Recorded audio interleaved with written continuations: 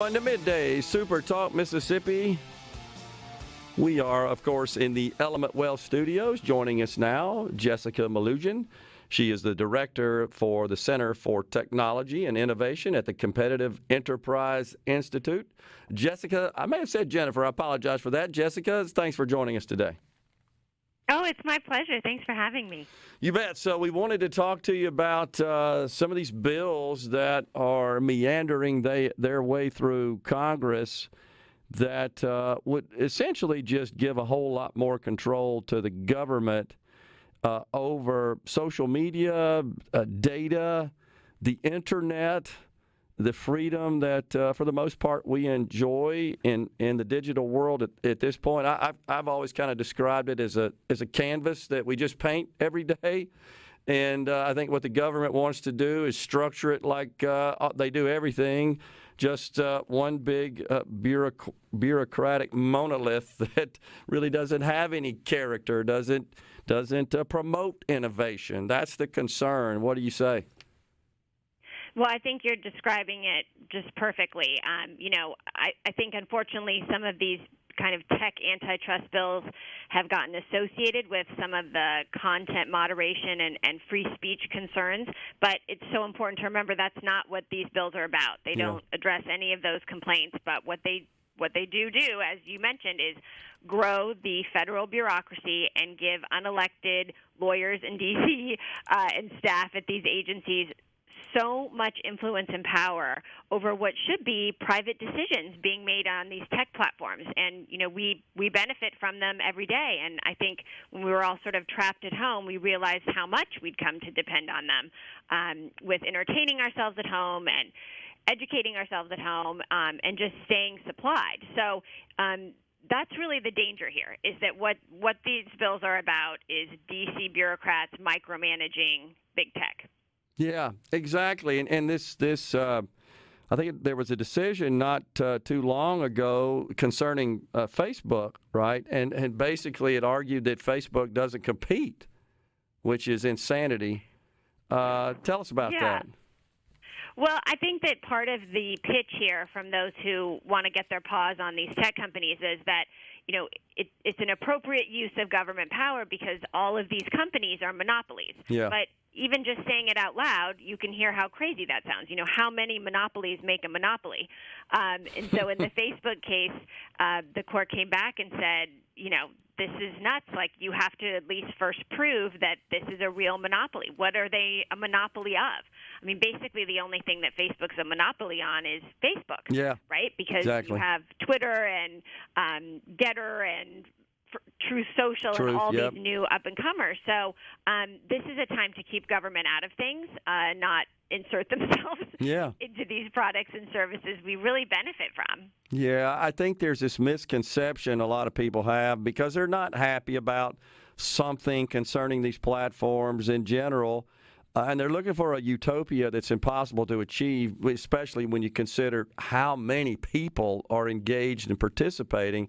You're not going to get a consensus. But what they want is government to make things be more consistent with their worldview, to kind of take the reins there and apply their span of control, which would be detrimental to what makes these platforms valuable, which is the openness. And I may not agree with some of the folks in Silicon Valley sitting in the pack halls, as often is described, that are just figuring out what to allow and what not to allow. But inserting government into that equation would definitely make it worse. Yeah, that's exactly right. So what I tell people is not every problem has a federal government solution. Yeah. And I think that conservatives sort of know that instinctually, and I just think it's important to emphasize that these big tech companies are no exception to those rules, right? This is not a good idea.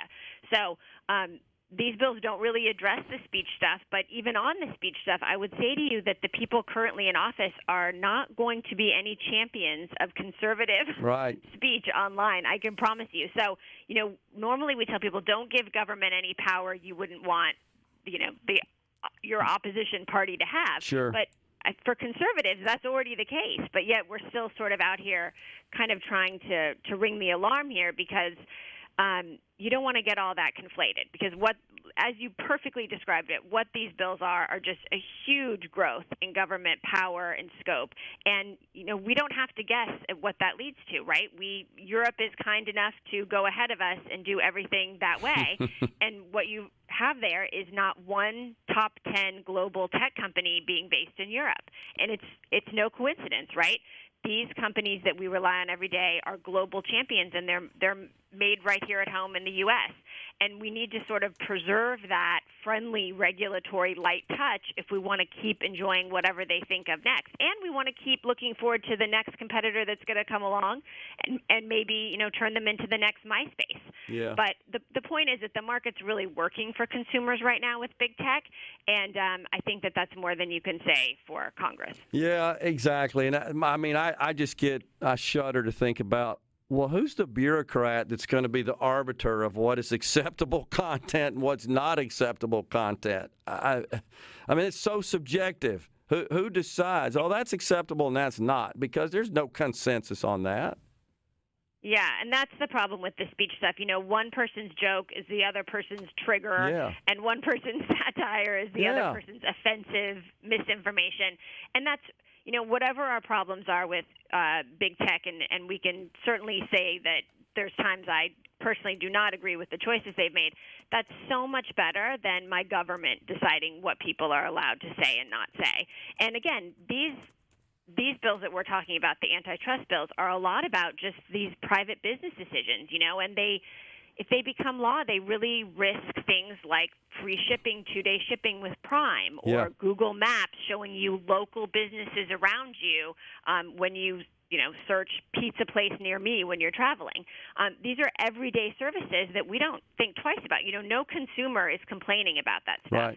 Right. This is a big push by government to encroach on this industry that, I think some feel threatened by because they're not in control of it. But I'm I'd rather take my chances in the marketplace than have U.S. senators telling me how things should work. Agree. So what is your organization doing exactly, Jessica, to deal with this situation?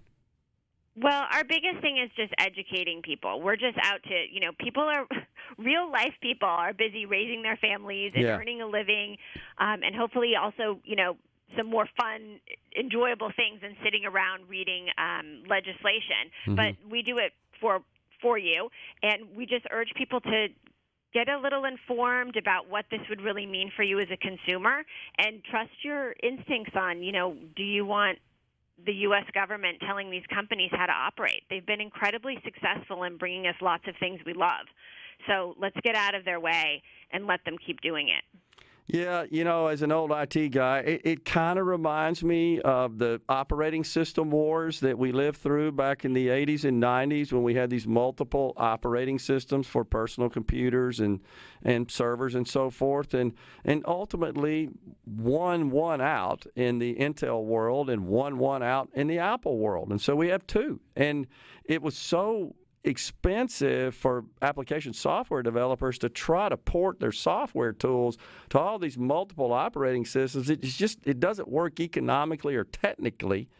And so now we have one standard that won out, and nobody even says anything about that anymore. That's a clear monopoly. Yeah, that's right. And that's a great point, because here's the thing. There's so many variables, so many factors. It's easy to say, oh, there should just, be a million different competitors in any market. But for the reasons you just described, sometimes that really doesn't make sense practically. So it's so much better to let market forces sort this out with everyone involved than one top-down solution from Washington. Totally agree. And so I've talked about this on the show many times, Jessica, and I know you've witnessed it as well, as when the CEOs and the managers from these big tech companies are summoned to the Hill and they start this line of questioning. It's so clear they have no idea what they're talking about. They're reading prepared questions, and it's just words coming out of their mouth. We don't want those people overseeing the people on the other side of the chamber that are running all these companies. Got about a minute. What do you think? Yeah, well, I think that's right. With all due respect to our elected representatives in their offices, which I'm a big fan of our system of government. Yep. You only have to watch a congressional hearing for a few minutes to realize you don't want these people making micro decisions about your technology. So true. You really want to leave that up to the people who have skin in the game, right? Who are working at those companies, who are investors in those companies, because this is very tricky stuff, and Congress is not known for being able to take like a surgical strike at these issues, right? Totally it's clumsy. Agree. Hammer. And yeah. Jessica, thanks so much for joining us. Very much appreciate the conversation, and good luck, and thanks for all the good work you guys do. My pleasure. Have a great day. You too. Middays, Super Talk Mississippi will come right back.